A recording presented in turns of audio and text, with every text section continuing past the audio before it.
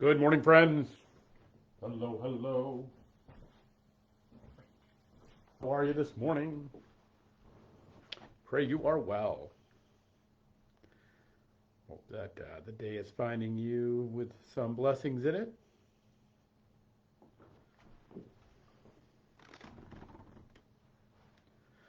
Good morning, everyone. Hello, hello. Welcome to another week, our last week of February here in 2025. If you can't believe it already, the year is already 1/6 over. Can you believe that? We are continue to rocket through the world these days. I hope that, hey, Donna, good morning to you. The time is flying by. Prayer. Hope you're doing great today. Hey, Karen, good morning. Glad to see you. Hope, hope it's a good day.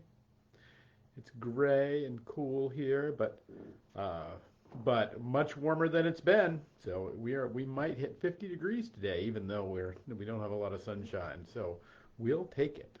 So hey, Phyllis, glad you're here too. Hope that there's some goodness in your day.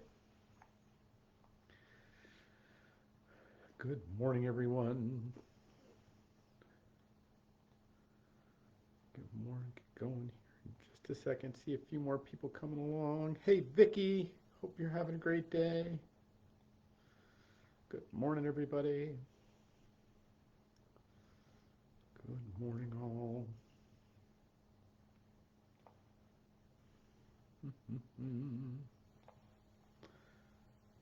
All right.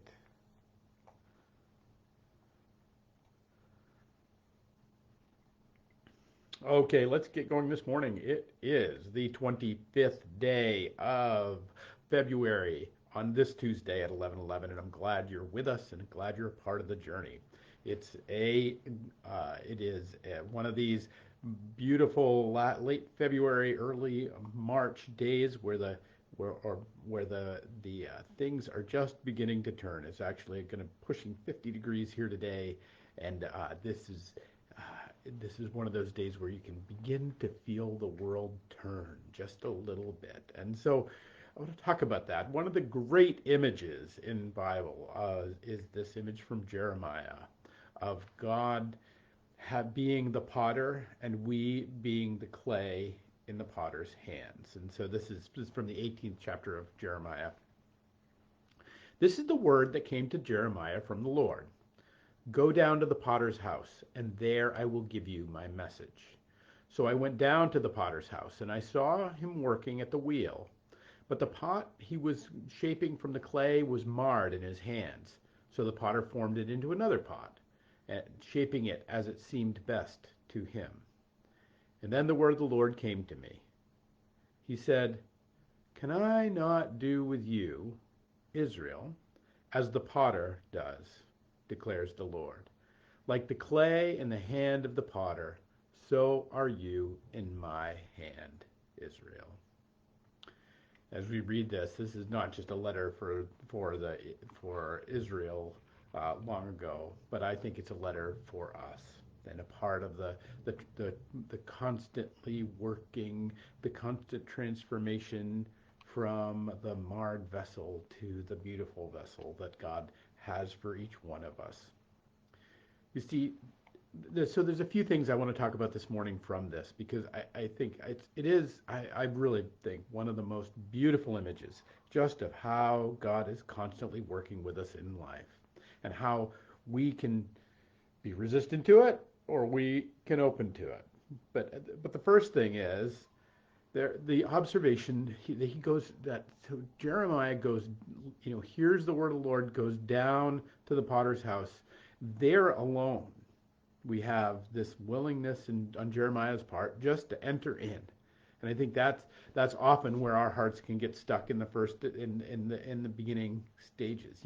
We talk about, just talk about the weather. We talk about winter kind of not wanting to give up. Like we might get some snow later in the week here. Like that there's this way in which winter doesn't want to give up, but spring is going to come. It is going to exert itself. That the blossoms that were set in the fall will in fact bloom this spring. We know this, and yet there are these ways in which little old man winter just kind of wants to keep hanging on. Well, we find ourselves that way too, and we can, and this resistance, this, but when Jeremiah gets the word, he goes down to the potter's house to see what God has in store for him. So and that's really the first thing we can do is listen and be willing to hear the lessons that are before us.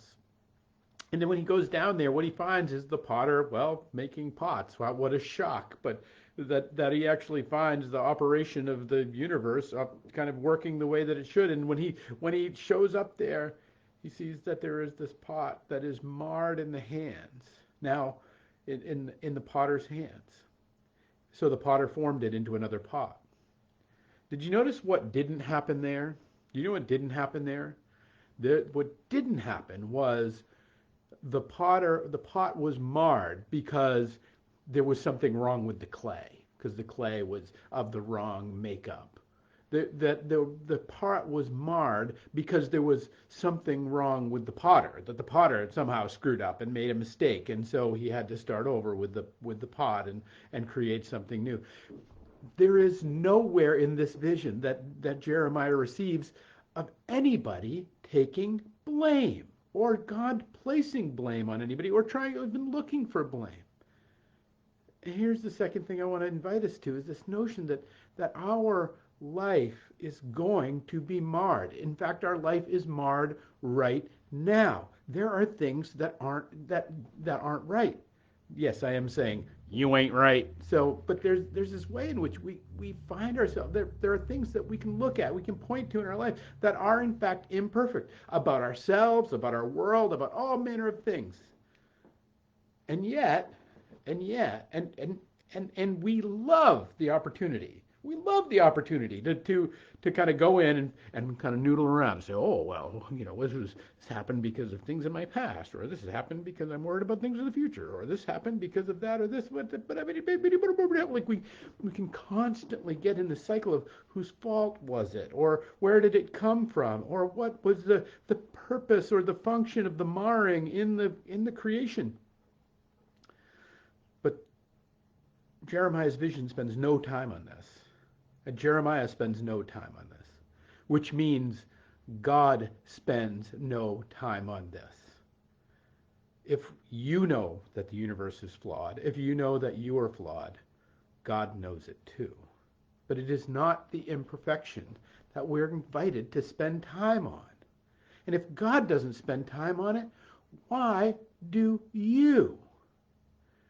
One of the great researchers, Andrew Huberman, I like his stuff a lot. He's a neat guy. He does a lot of kind of health stuff, like what really works, what doesn't work.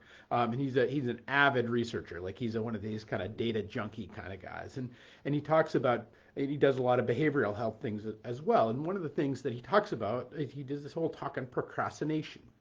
And he said, and that in it, he outlines kind of how procrastination happens, the procrastination cycle, which ends up kind of being a shame cycle, because we're often kind of beating ourselves up for what we do or do not get done, for the way in which we push things off, and that pushing things off actually makes it worse. And all of this is geared around the fact that we're kind of looking for what our fault is in order to correct the fault so that we can get to work. He says that, and in all kinds of research and all kinds of work that they've done with people that procrastinate and the things that work, it's what they discovered that works is not a better day timer or another class on time management. But one of the greatest techniques they found that works is this: self-forgiveness. Self-forgiveness. You will find that the vessels of your day that you're working is marred. You'll find that you've wasted time. You found that you'll scroll on your phone. You'll find that there will be moments in which you will procrastinate it, or whatever it is. Maybe you're a procrastinator, maybe you're not. But I thought the insight was so powerful that that actually one of the greatest things we can do is simply forgive ourselves and not spend time on the drama cycle of why didn't I get that done? Why didn't I get that? Because first, what Jeremiah tells us is God doesn't do that. So why should we?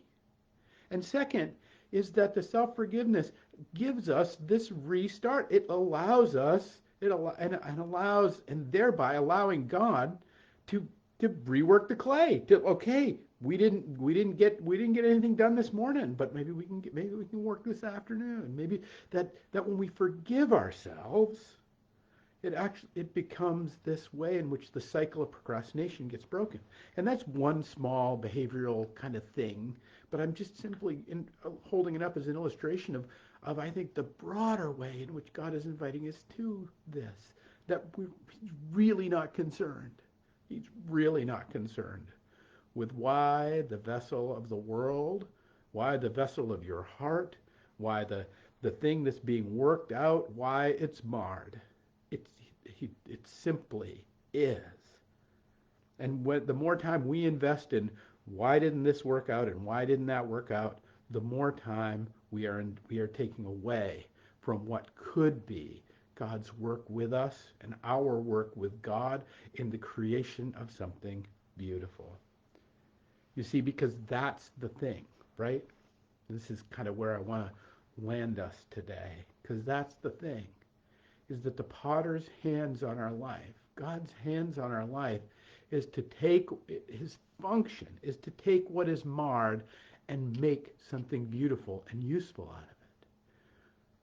What right do we have to hold on to our imperfection against God who wants to perfect us? What right do we have to continue in our complaining, continue in our worry, continue in and we can do this in very beautiful, very kind of well-intentioned ways. Like, oh, if I really figure out what's going on with me, then I can correct it. Then I can be better. And then we can. In fact, that doesn't really hold up, does it? Does that ever really work? Has it ever really worked for anybody? Like you figure it all out and then you figure out your past traumas, or you figure out your goals and all the things, you figure out all these things, and then you can kind of like, no, actually the healing of past things are become the fact that we end up being reworked in beautiful ways that are so far beyond our ability. It's not even funny that the goal setting that enter in for us, that the future casting, the hopes of our future end up appearing to us more often like gifts than like anything we've managed to figure out with our spreadsheets and our algebra. What right do we have to hold on to our imperfection when God wants to perfect us? Because the function of the potter's hands, the function of God's hands on our life, our Father in heaven wants to give us all good gifts. And all those good gifts is us being created into something true and good and beautiful. We, friends, are all on the potter's wheel.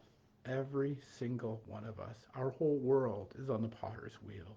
I don't think it's a coincidence that we are in fact on a spinning ball, that we are in fact, that every day we spin and we spin and we spin. I don't think it's an accident that in fact the whole of creation looks a little more like a potter's wheel than we want to admit. My hope, friends, is that you can stop trying to perfect yourself.